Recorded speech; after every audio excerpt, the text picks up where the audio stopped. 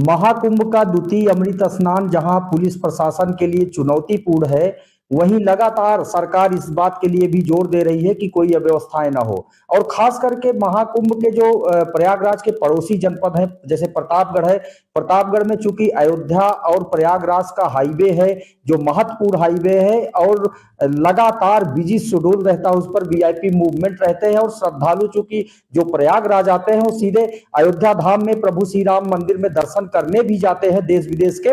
तो यहाँ रैन बसेरों की क्या व्यवस्थाएं होती हैं, क्या व्यवस्थाएं नहीं होती हैं, उन पर क्या चिंतन मनन किया जाता है और उसकी व्यवस्थाएं कैसे बढ़ेगी। क्योंकि महाकुंभ का जो द्वितीय अमृत स्नान है वो सबसे बड़ा स्नान होने वाला है, ऐसा माना भी जाता है। तो निश्चित रूप से श्रद्धालुओं की भीड़ बढ़ेगी। हमारे साथ देखिए नवागढ़ डीएम है, जिन्होंने अभी कार्यभार भी संभाला है, और कार्यभार संभालने के बाद बेला देवी में दर्शन किया, गौशाला का निरीक्षण किया और रैन बसेरों का भी निरीक्षण उन्होंने किया हाईवे पर। उन्हीं से जानने की कोशिश करेंगे कि क्या कुछ बेहतर इंतजाम उन्होंने किया। सर, आपका इंडिया न्यूज पर स्वागत है। बहुत बहुत धन्यवाद आपका। सर, रैन बसेरे जो हाईवे पर है खास करके, उनमें जो क्षमताएं होती है थोड़ा कम थी, तो मौनी अमावस्या के दृष्टिगत अभी आपने क्या निर्देशित किया और क्या कुछ व्यवस्थाएं हैं?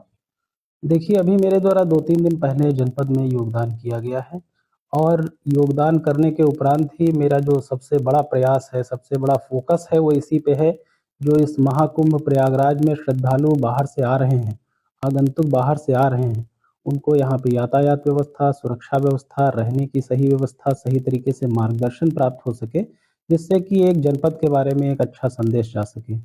आज भी मेरे द्वारा जो लखनऊ से रायबरेली होते हुए रास्ता जाता है प्रयागराज को, और जो लखनऊ से अमेठी और सुल्तानपुर होते हुए प्रयागराज को रास्ता जाता है, जो कि अयोध्या से भी जोड़ता है, इन दोनों जो मार्ग हैं इन पे अवस्थित सड़क में जो यातायात व्यवस्था है, जो चौराहे हैं, उनमें साफ-सफाई की व्यवस्था, सुरक्षा की व्यवस्था, विभिन्न स्थानों पे जो हमारे रैन बसेरे बनाए गए हैं, हमारे प्रत्येक नगर पालिका और नगर पंचायत में रैन बसेरे बनाए गए हैं।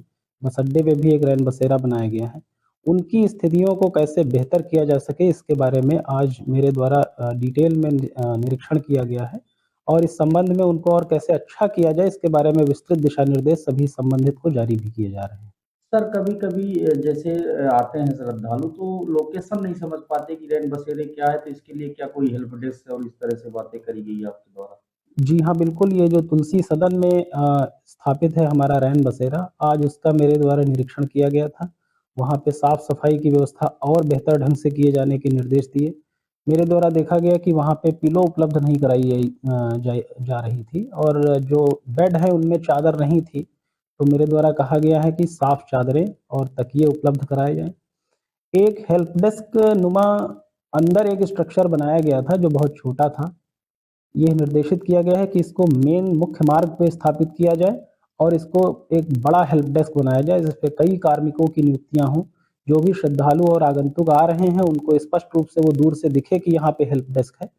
उनके द्वारा किसी भी प्रकार की अगर क्वेरी की जाती है कि यहाँ से कैसे जाएँगे, उनके रुकने की यहाँ पे क्या व्यवस्था है, नियर बाई हॉस्पिटल कौन है, यह भी निर्देश दिया गया है कि वहाँ पे फर्स्ट एड किट की भी व्यवस्था हो। मान लो अगर किसी को छोटी-मोटी कोई दिक्कत है, तो उसको फर्स्ट एड किट के माध्यम से प्राथमिक उपचार की भी व्यवस्था की जाए। प्रयास ये भी है कि वहाँ पे चाय-पानी की व्यवस्था तो स्वयंसेवी संस्थाओं द्वारा की जा रही है। आगे जब तक कि हमारा महाकुंभ आयोजित है, तब तक उनके लिए हल्के-फुल्के भोजन की भी व्यवस्था हो जाए, इसके लिए भी हम लोग यहाँ पे प्रयास कर रहे हैं। सर, एक चीज और है, ठंड के मद्देनजर जैसे हाईवे पर खास करके प्रयागराज अयोध्या राजमार्ग पर देश विदेश से श्रद्धालु जाते हैं, सुगम मार्ग है। अयोध्या राम मंदिर दर्शन करने भी जाएंगे, तो अलाव की किस किस पॉइंट पे व्यवस्था रहने वाली है? देखिए, अलाव के लिए ऑलरेडी पॉइंट्स चिन्हित हैं और अभी उनको और बढ़ाने की आवश्यकता है। ख़ास तौर से जितने नगर पंचायत हैं हमारे, जितने नगर पालिकाएँ हैं, बस अड्डे हैं, रेलवे स्टेशन हैं, जो भी महत्वपूर्ण बिंदु और चौराहे हैं, वहाँ पे अलाव की व्यवस्था ऑलरेडी की गई है। लेकिन निस्संदेह इस ठंड को देखते हुए और इस आवागमन को देखते हुए, ये जो दोनों मार्ग हैं, लखनऊ से जो सीधे रायबरेली होते हुए प्रयागराज जाता है और जो अमेठी और सुल्तानपुर होते हुए प्रयागराज जाता है, इन दोनों रास्तों पे अलाव की संख्या में भी वृद्धि की जाएगी अभी। देखिए बिल्कुल डीएम शिव सहाय अवस्थी जी का साफ कहना है कि चूंकि मौनी अमावस्या द्वितीय अमृत स्नान सबसे बड़ा स्नान होता है और कोई कोताही वह क्षम्य करने वाले भी नहीं। इसके लिए बकायदे देखिए उन्होंने निरीक्षण किया है, रैन बसेरे का निरीक्षण किया और अफसरों को निर्देशित किया है कि श्रद्धालुओं को किसी किस्म की दिक्कत ना हो। इसके लिए देखिए अलाव की व्यवस्थाएं भी बनेगी और सबसे खास बात जो क्षमता थी, जैसे रैन बसेरों की जो क्षमता थी उसको बढ़ाने का निर्देश दिया है। और मौनी अमावस्या यानी जो द्वितीय अमृत स्नान है उसके लिए बिल्कुल जिला प्रशासन तैनात है और मुस्तैद है। Shiv Mohan Shukla, India News, Pratapgarh.